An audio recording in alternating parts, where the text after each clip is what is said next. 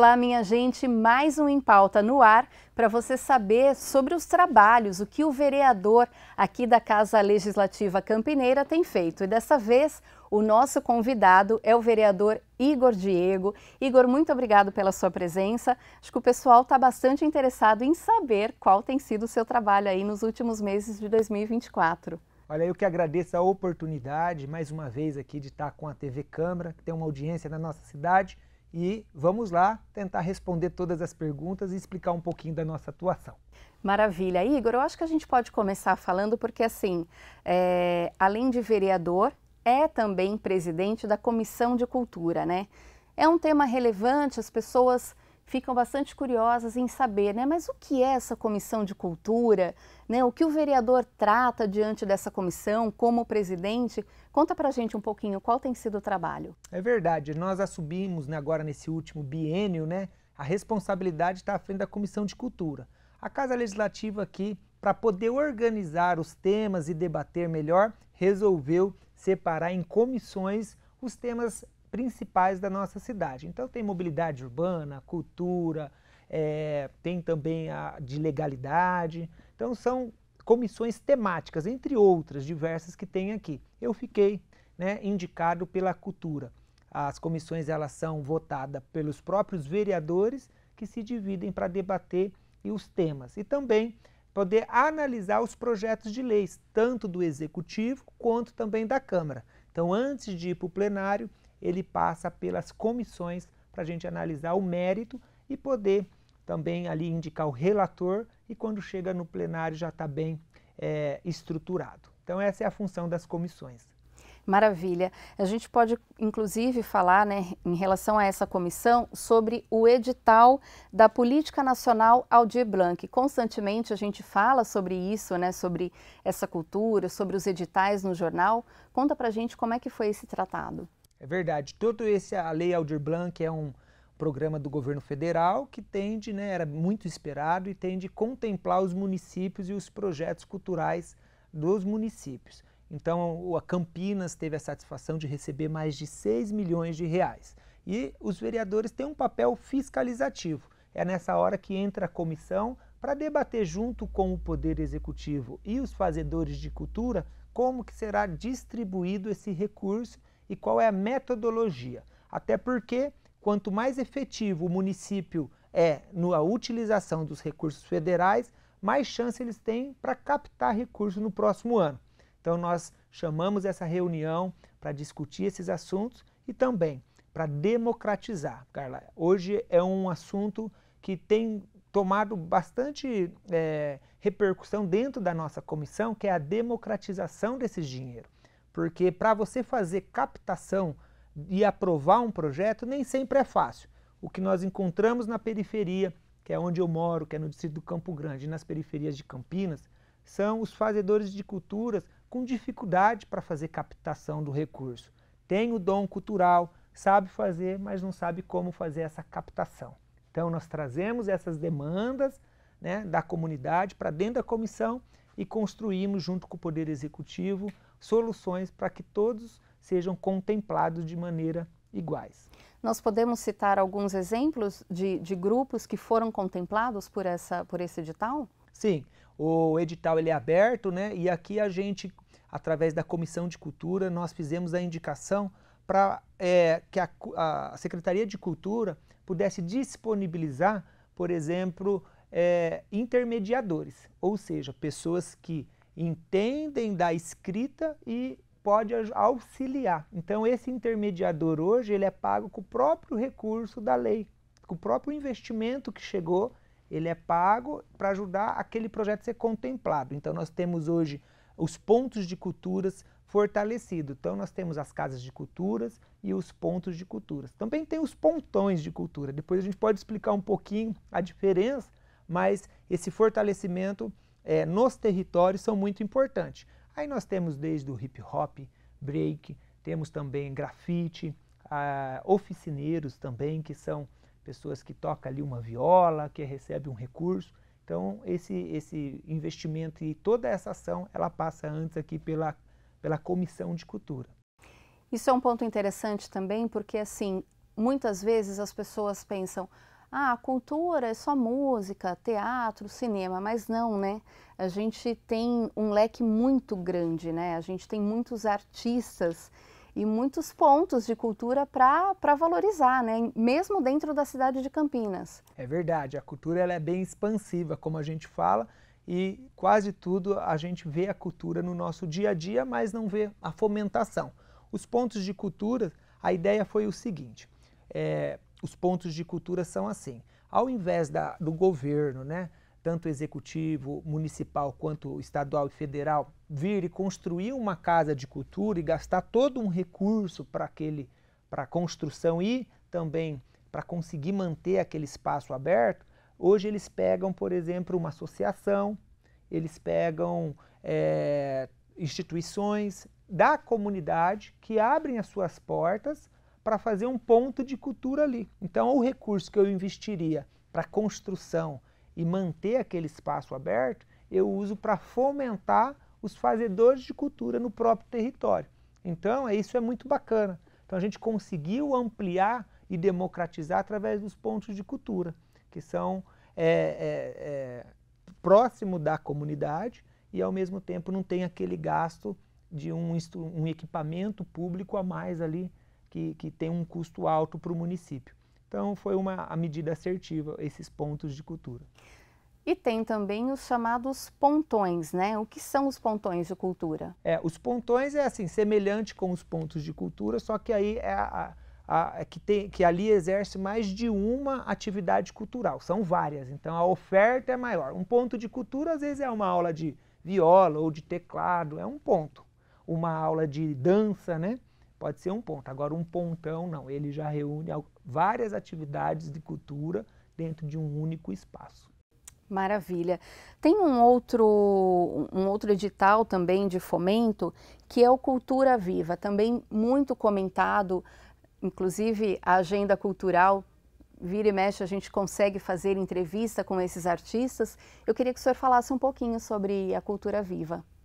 A Cultura Viva também é um edital que a Prefeitura, né, de Campinas ela abre para poder fomentar as atividades culturais no município através de projetos. Então, muitas vezes, tanto uma pessoa ou um grupo tem um projeto cultural bacana e precisa também de fomentação para poder desenvolver no ano, e aí é o projeto Cultura Viva, é trazer mais cultura para a cidade, é semelhante aos editais anteriores, né, assim, das outras leis. Porém, cada lei tem que ter o seu próprio edital, não dá para fazer um recurso, juntar todo o recurso e fazer um edital só.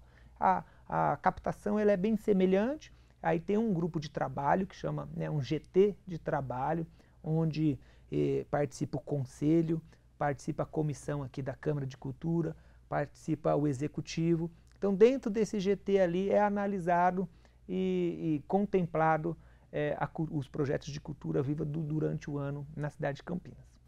Vereador, tem também uma reunião que foi um debate sobre responsabilidades, consequências das emendas, né?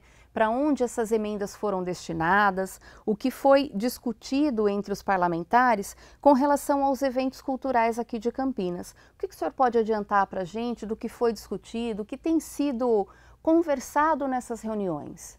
É muito importante. A Câmara Municipal ela aprovou, nesse mandato que nós estamos, pela primeira vez a oportunidade do vereador, que é um mecanismo de enviar emendas parlamentares para fomentar aquilo que a comunidade, através do mandato, acaba pedindo, né? E a gente precisa entender qual é a responsabilidade da Câmara Municipal, do mandato do vereador, do Poder Executivo. Então, tivemos algumas ações do Ministério Público sobre as produções de eventos no município, tivemos algumas aberturas de esclarecimentos por parte do MP, e eu achei pertinente chamar esse tema para dentro da casa. Convidei os membros do Ministério Público, convidei a secretária municipal, o jurídico da Prefeitura de Campinas, jurídico também da Câmara Municipal, para poder entender e até onde é a responsabilidade de cada ente. Por exemplo, eu como vereador posso ali mandar um recurso para promover um show no distrito do Campo Grande. Qual é a minha responsabilidade se der algum problema naquele show? Então, até onde vai a responsabilidade?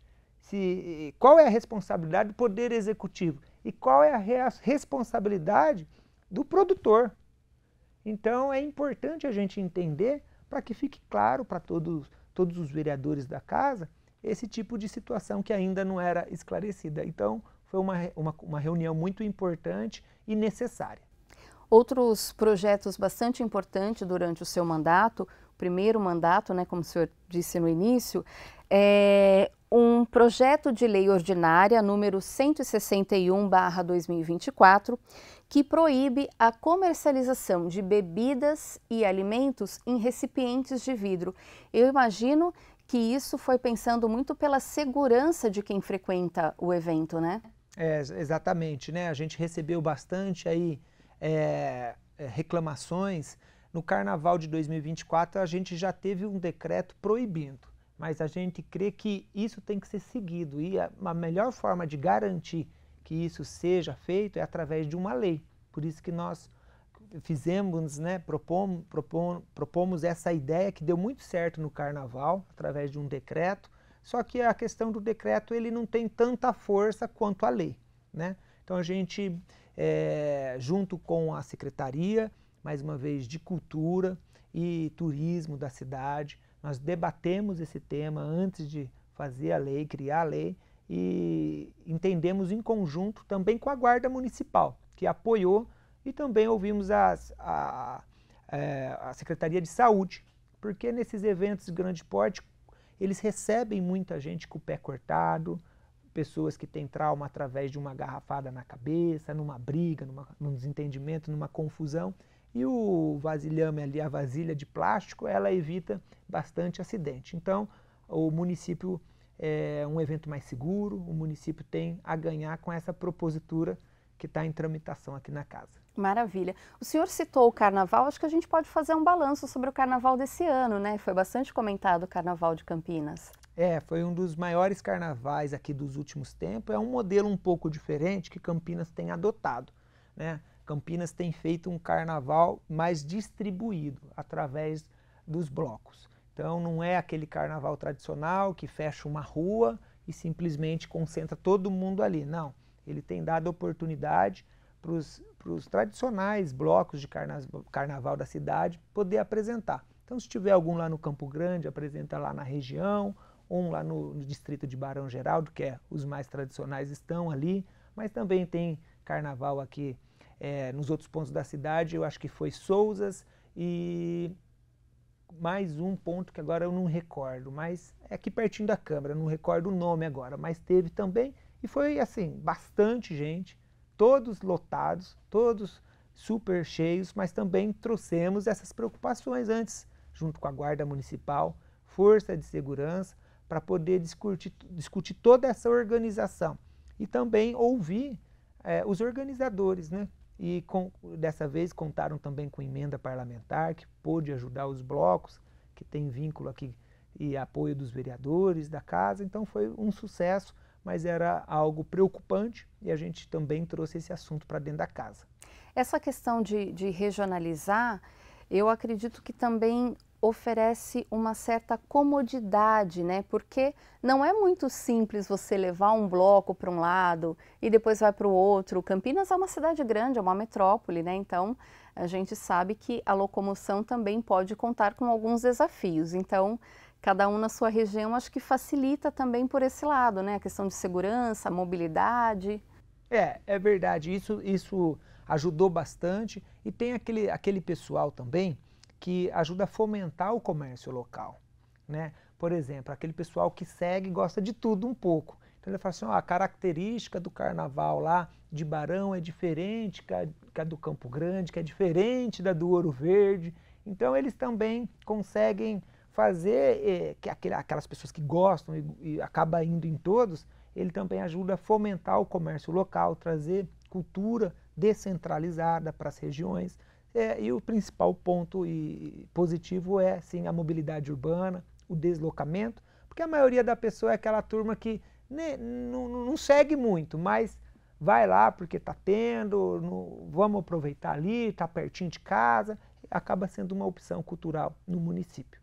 cultural e também de negócios, como o senhor disse, né? Porque as pessoas que são comerciantes no bairro, elas acabam sendo valorizadas também, né? Porque estando ali acompanhando o trio passar, o bloco passar, elas têm ali como vender as suas bebidas, os seus alimentos, porque é ali mesmo que as pessoas vão consumir, né?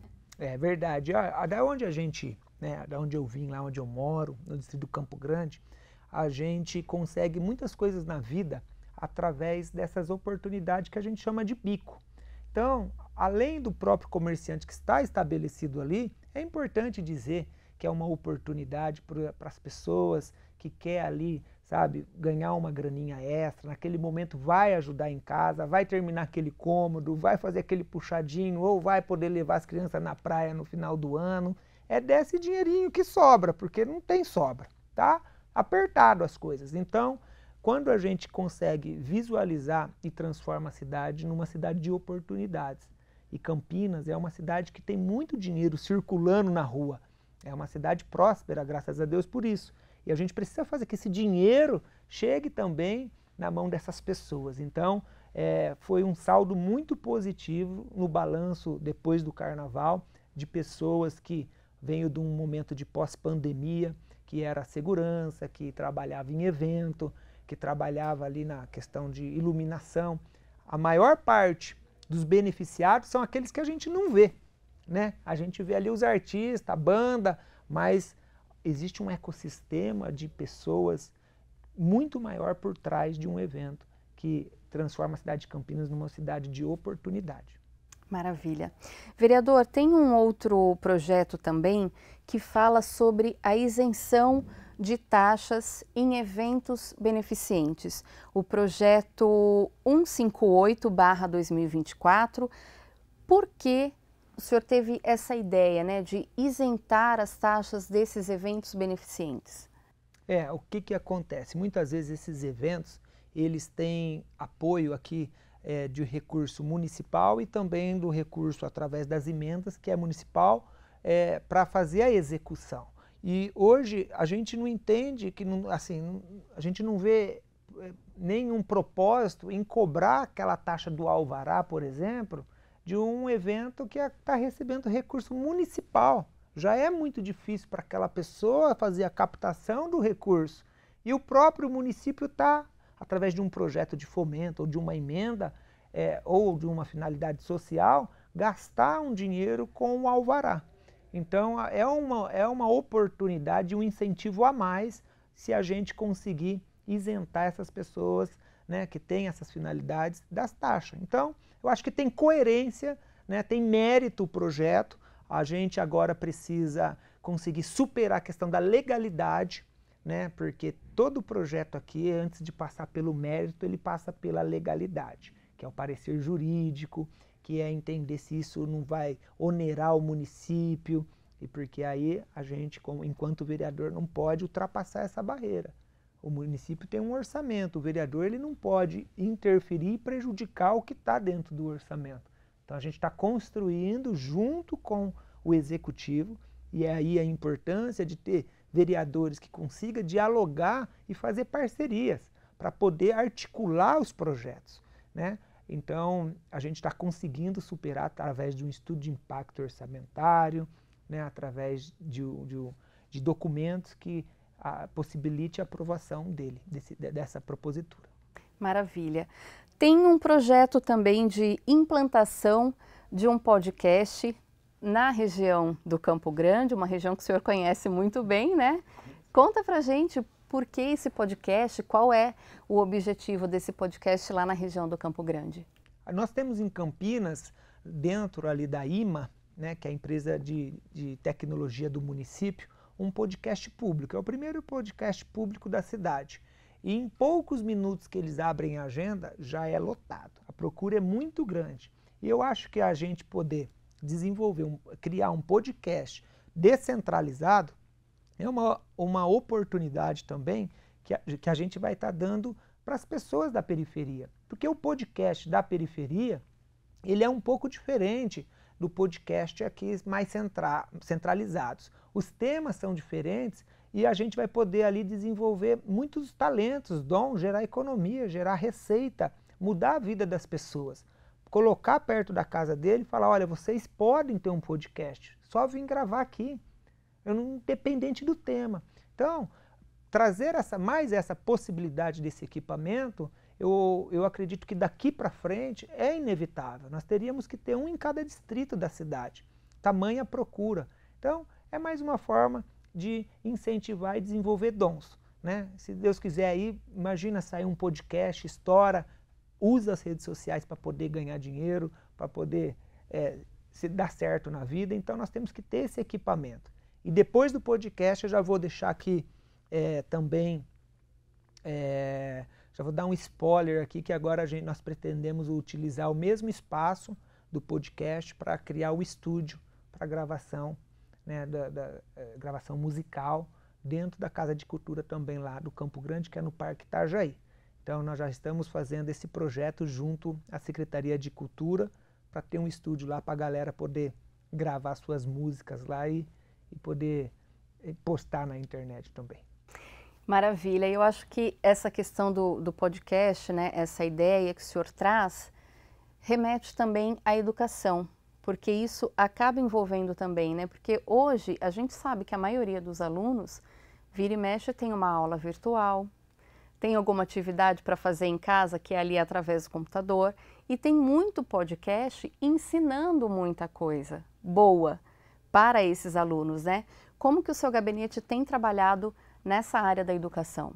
É verdade. Olha, quando nós assumimos aqui, uma das primeiras ações nossas foi pedir para o prefeito, né, descentralizar o CEPROCAMP, que são cursos profissionalizantes, porque nós acreditamos que o desenvolvimento de uma comunidade, de uma região, só se dá através da educação.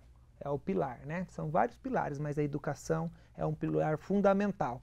E hoje nós conseguimos levar esse curso profissionalizante, esse CEPROCAMP, para o Distrito Campo Grande. Ele já está em funcionamento, tem mais de 800 jovens que estão fazendo cursos profissionalizantes. Quando eu ainda não estava no cargo de vereador, eu escutava uma demanda assim: ô Igor, eu preciso arrumar um trabalho, só que eu não tenho experiência. Como que eu vou ter experiência se ninguém me dá uma oportunidade? E a resposta era sempre qualificação, né? Quem tem qualificação, ele consegue mais fácil ali o primeiro emprego. E a palavra que eu gosto de falar, brincar com eles lá, é que os nossos jovens hoje eles ficam morcegando ali, que é sem fazer nada em casa e não consegue. Acaba saindo na rua, trocar uma ideia, bater um papo, aí vem uma pessoa com má intenção, arrasta o nosso jovem ali para o crime organizado, e o cara que era uma pessoa bacana, não teve uma oportunidade, não conseguiu se desenvolver, acaba virando aí um bandido, acaba indo preso, e a gente vê as mães aí sofrendo do jeito que sofre. Isso dá para mudar, mas a gente tem que levar sim essas oportunidades. Então, a educação, através do CEPROCAMP, é uma forma que a gente sente muito orgulho, e é lindo, moderno, tá? E as outras questões foi a construção das creches, né? Que aí o prefeito, ele acertou nesse primeiro mandato dele, passou tudo aqui pela Câmara, recurso, eu fui inclusive presidente da comissão também, que pôde, da audiência pública, que pôde discutir a construção dessas creches através, né, da educação. E é gratificante hoje ver o início dessas aulas, creches modernas, né, que se chama Espaço do Amanhã, são creches modernas. O Campo Grande foram 5, Ouro Verde foram mais 4, ao todo são 16, e vão dar aí mais de 5.000 vagas para as crianças, principalmente nas periferias. Então isso também é muito legal, participar, poder discutir isso aqui na casa, e hoje ver lá funcionando, acontecendo, dando oportunidade não só para as crianças, mas também para a mãe, né? Você que é mulher, você sabe que muitas mães, elas fazem a diferença quando elas podem trabalhar também no desenvolvimento da casa, ajuda a completar a renda, elas querem ir para cima, elas querem trabalhar, elas querem ter as coisas dela, e a gente vê que uma vaga na creche, às vezes, ela a falta dessa vaga, ela impossibilita todo esse sonho, esse desenvolvimento da mulher, né, que quer, que busca e poderia desenvolver a família. Então, é legal, é um ecossistema que a educação muda toda uma região e a gente está firme em cima desses assuntos da educação aqui na Câmara. Esse ecossistema é tão importante e foi tão bem feito dessas 16 creches que despertou o interesse em outro país, né? Recentemente nós recebemos a rainha Silvia da Suécia justamente por conta desse projeto, né? Que despertou esse interesse, né? É verdade, né? Foi recentemente aqui, o prefeito teve lá, o nosso presidente da Câmara, o Rossini, também representando todos os vereadores, devido aos protocolos reais, nem todos os vereadores puderam ir, infelizmente, mas o Rossini nos representou muito bem lá, representou a Câmara Municipal de Campinas, pôde apresentar o projeto do Espaço do Amanhã. Ela também não só veio visitar, como deixou uma semente de esperança que pretende, né, colaborar com projetos para crianças que sofrem abusos, crianças que são traumatizadas e sem dúvida, segundo as palavras dela, vai ser um exemplo para o Brasil como um todo. Então, o que precisar da Câmara Municipal, o nosso gabinete também vai estar aqui à disposição, porque, como que eu falo assim, o que precisar da Câmara? É importante explicar que todo projeto que a Prefeitura pretende desenvolver aqui, ele tem que passar antes pela Câmara, né? Quando a gente vem de fora, a gente entende assim, eu posso fazer tudo, a não ser que tenha uma lei que me proíba. Mas aqui o poder público é diferente, eu não posso fazer nada se não tem uma lei que me permita. Exatamente. Então, assim, se precisar da lei, a gente está aqui para aprovar e discutir. Exatamente, por isso que chamamos de Casa de Leis, né? Que é justamente para melhorar, né? Algumas coisas já existem, algumas leis já existem e outras podem passar a existir. Então a gente pega todo esse anseio da comunidade através dos mandatos, traz para casa e coloca em pauta para que possa aperfeiçoar algumas leis ou criar novas. O que a comunidade também sempre necessita e cobra nos gabinetes, cobra dos vereadores, é a questão da saúde. A saúde pública é uma pauta constante. Como é que o gabinete tem trabalhado em relação à saúde pública? Quais foram as conversas, o diálogo? Eu imagino que o senhor tenha também visitado Brasília, tenha contato com o governador, porque não dá para trabalhar sozinho, né? É verdade. Nossa cidade, um dos principais desafios é a saúde. Prova disso foi a última campanha política que nós participamos e esse momento a gente consegue, mais do que nunca, ouvir os problemas da cidade. A cidade não está mil maravilha, tem grandes desafios, é uma cidade muito grande e o principal é a saúde. Então nós tentamos entender, né, quando nós chegamos aqui no nosso primeiro mandato que nós estamos, eu cheguei aqui entendendo muito bem das demandas do povo, porque eu tinha um projeto mais de 10 anos ali nas redes sociais, ouvindo a comunidade, mais de 80 mil pessoas conectadas comigo, então eu entendia muito bem a demanda. Agora, nesse segundo mandato que nós vamos entrar, agora a gente, além de conhecer a demanda do povo, a gente pode conhecer a demanda do poder público. E juntando essas duas coisas, ser mais assertivo. E a saúde é justamente isso. Então nós fomos em Brasília para conseguir trazer mais recursos para a cidade, pegar alguns temas que estavam parados, por exemplo, o mutirão de catarata, que está acontecendo nesse momento, através do Irmãos Penteado. É um recurso que nós conseguimos e fizemos a prefeitura fez um plano de trabalho, né, com a conveniada, está fazendo. Hoje nós temos mais de 5 mil pessoas esperando uma cirurgia de catarata e agora começou a andar essa fila. Cirurgia de varizes, né, vascular, está sendo feita nos irmãos, na Beneficência Portuguesa. Nesse momento também é outro recurso que nós estamos trazendo, além de trazer recursos para a saúde como um todo. Quando nós chegamos aqui, não tinha nem pediatra 24 horas na UPA do Campo Grande. Era um absurdo. Se você chegasse com o seu filho lá, você não teria atendimento, tinha que ir para o Ouro Verde, PUC ou Mário Gatti, buscar outro atendimento em outro lugar. Então a gente foi lá em Brasília, conseguimos a contemplação de 3 milhões todo ano para a UPA do Campo Grande, o que possibilitou agora ter pediatra 24 horas, né, possibilitou contratar toda essa equipe. Então, assim, é pegar essas demandas, levar, e isso só é possível graças ao mandato. Então, não é o Igor que consegue, é o mandato que o povo confiou na pessoa do Igor que consegue abrir essas portas através da expressão política que nós temos. Então, é importante conscientizar os nossos telespectadores que quando você vota, né, numa pessoa, você dá para essa pessoa influência. E essa pessoa vai usar a influência da maneira que ela convém, né? Então, a influência é uma bênção ou uma maldição, depende na mão de quem cai. Então, é importante falar isso. E esse trabalho, especificamente no Campo Grande, né, claro que não é feito só nessa região, mas pensando nesse distrito, muda a realidade do Campo Grande para melhor, né, porque, como o senhor disse, não tinha um pediatra 24 horas.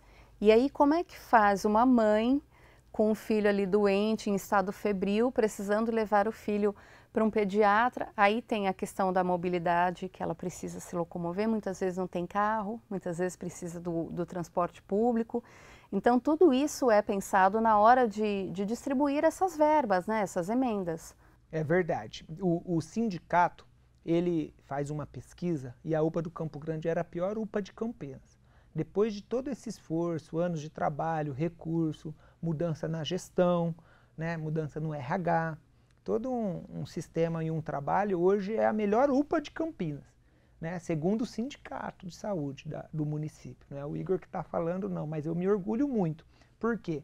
A importância de ter um agente político ali na comunidade que possa trazer para o prefeito, para o governador, para os deputados, para dentro da Câmara Municipal, né, esses anseios dessas mães que mandam mensagem, é importante, porque são através dessas escutas e aí entra a importância do vereador de qualquer cidade, porque o vereador ele é o agente político mais próximo da população e ele tem a oportunidade de fazer essa interlocução com os demais agentes políticos, tanto prefeito, enfim, deputado estadual, federal, senador, né, e conseguir potencializar essas demandas. Mas, às vezes, o recurso vem, só que também tem que ter um executivo muito preparado, porque a emenda pode perder. O recurso conquistado, ele pode não ser executado, como a gente já viu acontecer.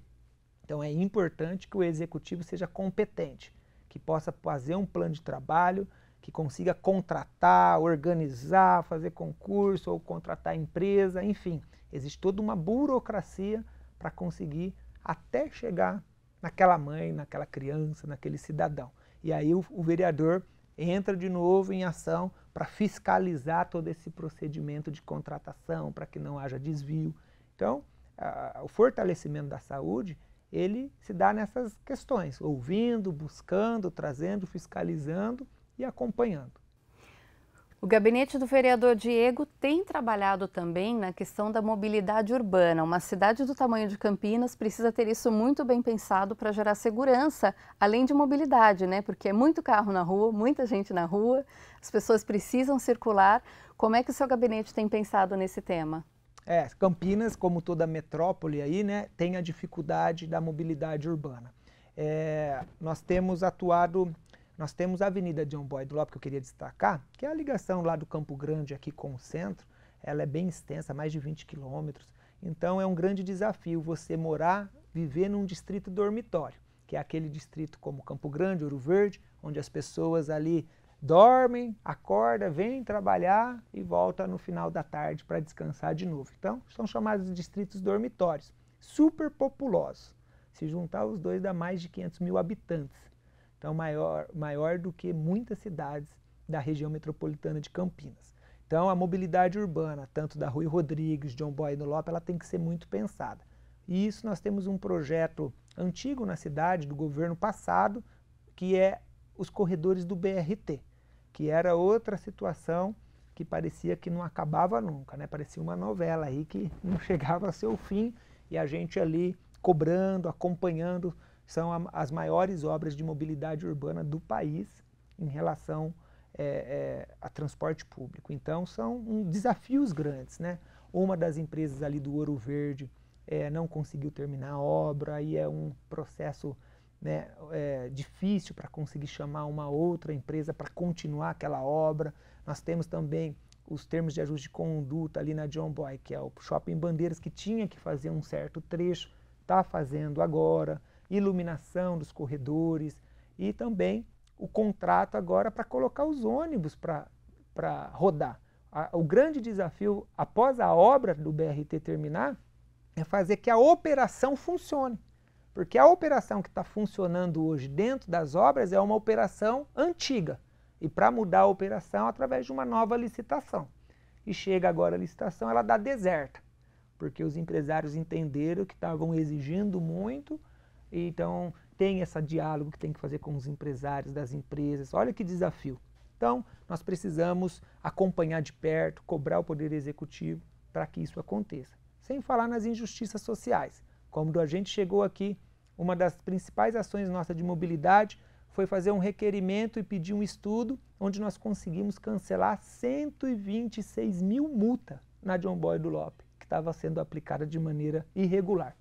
Isso através de um requerimento de informação, pedindo os documentos, os estudos, porque a via era uma velocidade, do dia para a noite mudou para outra, e naquele mês pegou todo mundo desprevenido, sem a devida divulgação, conscientização.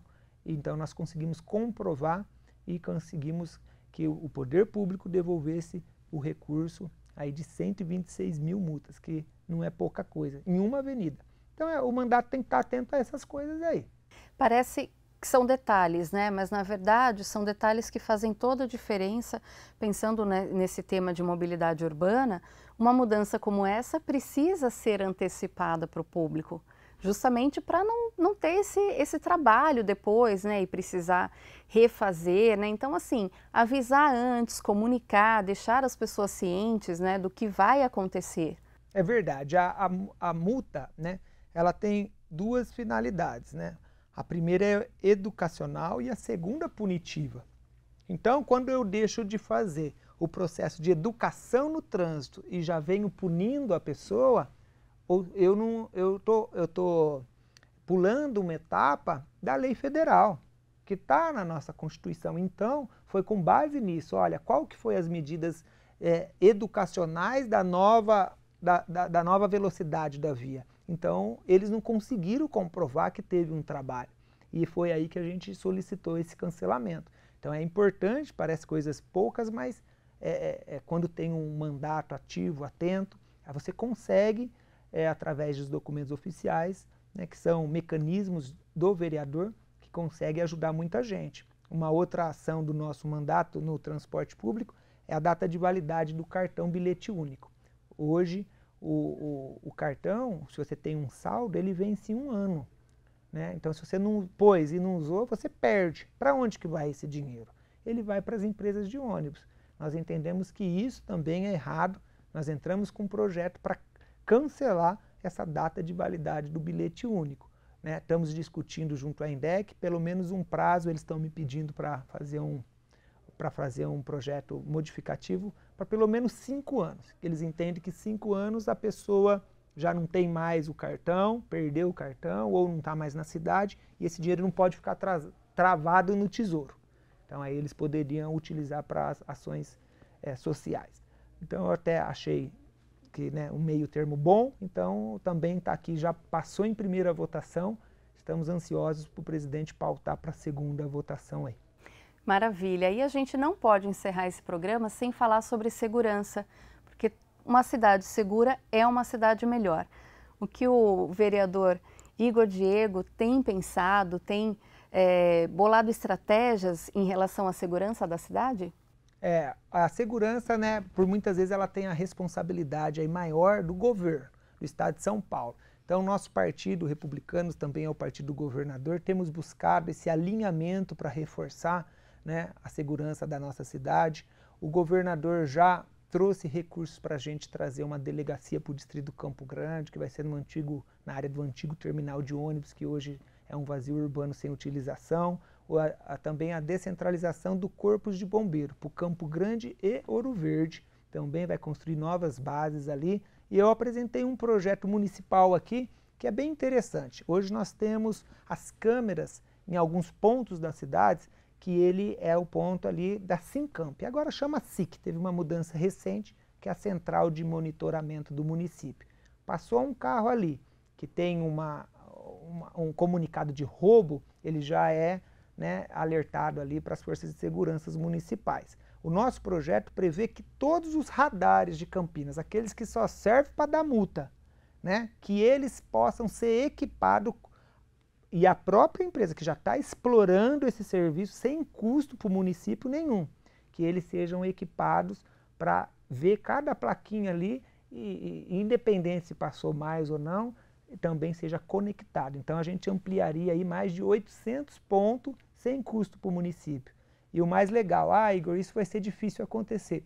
Não vai. Eu fiz reunião aqui com essa empresa que já presta esse serviço e ele já tem essa tecnologia em todos os radares. Então, para eles disponibilizar é a coisa mais simples que tem. É apenas criar um mecanismo lógico, um link para receber, que a Sincamp já tem esse banco de dados. Então, a lei ela vai permitir esse diálogo entre as duas pontas, que vai reforçar e vai criar a muralha digital aí, com mais 800 pontos a partir do momento da aprovação. Esse projeto eu estou fazendo junto com o vereador aqui, Major Jaime, que é o nosso colega aqui também, então especialista, né, major, aposentado da Polícia Militar. Ele fala para mim que não existe polícia aposentado. Então... realmente acho que não, né? Mas eu gosto de brincar com ele, que é um amigão aqui. Porque não deixa de ser polícia, né? É por isso. Mas ele contribuiu também, e eu na área de tecnologia, eu sou formado nessa área de tecnologia, ele na área de segurança, unimos os mandatos e está aí também, passou em primeira votação, estamos aguardando a segunda ansiosamente. Vereador, e a muralha digital não é apenas para casos de roubo de carro, mas um sequestro, né? Ou a gente tem visto muito, infelizmente tem acontecido com frequência, a questão das placas clonadas. É verdade. Então, assim, são muitas situações que mudando, né, tendo esse novo formato, essa nova tecnologia, vai trazer mais segurança tanto para os motoristas, mas para os moradores, ou para quem circula aqui só para vir trabalhar, depois volta para outras cidades, né? É verdade. A cidade inteira fica segura. Fica. A gente pediu parecer da Polícia Civil Federal, Guarda Municipal, está tudo apensado ali no projeto. Então, a Polícia Civil, ela até, né, conversando comigo ali, o delegado Dr. Sandro, ele falou, Igor, isso para a Polícia Civil é muito importante para a gente estudar, fazer o estudo do crime. Ou seja, vamos supor que tem uma quadrilha em Campinas especializada em roubos de carga. A gente percebe que todo o caminhão está indo para essa região, então a gente sabe que a quadrilha está ali. A gente consegue montar todo um esquema para desmontar, né, prender aquela quadrilha que está em determinada região. Então ela não serve só como medida que a gente fala ostensiva, que é recuperar um carro roubado, que a Polícia Militar, a Guarda pode fazer, mas também preventiva, investigatória, né, desvendar crimes, sequestros. Então a utilização ela é muito mais ampla, até carros mesmo, né, sendo aí utilizado como dublê, carro que tem mais de 100 multas, aqueles carros que o povo na prática chama de NP, que não serve mais para nada, só está aí roletando e dando trabalho para o município, e usando para o que não deve, também vai estar com os dias contados. Que ótimo. Olha, o papo está muito bom, mas infelizmente a gente precisa encerrar. Vereador, agradeço a sua presença, agradeço por aceitar participar aqui do Em Pauta, que é para o munícipe, né? O munícipe quer saber o que o vereador tem feito. Olha, eu que agradeço. É a Carla, né? Carla. A Carla que veio aqui agora contemplar o time da TV Câmara. Vai ficar com a gente, Carla? Possivelmente, Então, espero que sim. Seja bem-vinda, minha primeira oportunidade aqui de participar com a Carla. Deus te abençoe nesses novos desafios. Fiquei muito feliz, tá bom? Pode contar sempre comigo. E parabéns aqui para os nossos amigos que sempre nos apoiam aqui, que está também transmitindo aqui as imagens. Para quem quer saber um pouquinho mais sobre o vereador Diego, sobre o trabalho do gabinete, quais são as redes sociais? Olha, o nosso forte é o WhatsApp, né? Pode chamar a gente no WhatsApp, então é 19 989004928 e o Instagram é @IgorCampinas, Igor com H. Tudo juntinho, facinho, pode chamar nesses dois canais aí, que a gente, né, tem um prazer imenso de atender. Quando eu não consigo responder, Carla, a minha esposa que me ajuda e responde, então a Renata tá sempre me auxiliando nesse trabalho. Maravilha, muito obrigada, vereador, obrigada a você também que acompanhou o nosso programa e até o próximo. Tchau!